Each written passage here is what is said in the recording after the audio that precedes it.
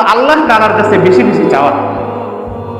আজকে আমাদের অবস্থা হলো, আমরা আল্লাহ তাআলার কাছে কি চাই কি না চাই, নামাজের পরে দোয়া করি, ওই দোয়াটা আমার আদৌ কবুল হয় কিনা, ওই দোয়ার মধ্যে আমি কি চাই আমি নিজেও জানি না। ওই দোয়ার মধ্যে আমার চাওয়া থাকে দুনিয়াবি চাওয়া, আল্লাহ তুমি আমাকে টাকা পয়সা দাও, আল্লাহ তুমি আমাকে বাড়ি করার তৌফিক দাও, আল্লাহ তুমি আমার অর্থ সম্পদ দান করো, দুনিয়া ভালো রেখো, এই সম্পর্কে তো আমার আখিরাত যে চাইতে হবে, আমার আখিরাত কেমন হবে, আখিরাত সুন্দর করতে হবে, এই ব্যাপারে আল্লাহ তাআলার কাছে দোয়া করতে হবে।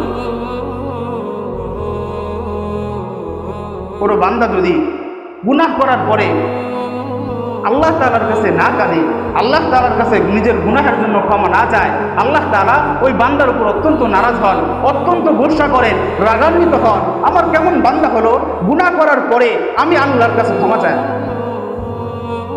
মাল্লাম ইয়াসআলিল্লাহ ইয়াগফির আলাইহি, যে ব্যক্তি আল্লাহ তাআলার কাছে দোয়া করে না, আল্লাহ তাআলা ওই ব্যক্তির উপর রাগান্বিত হয়।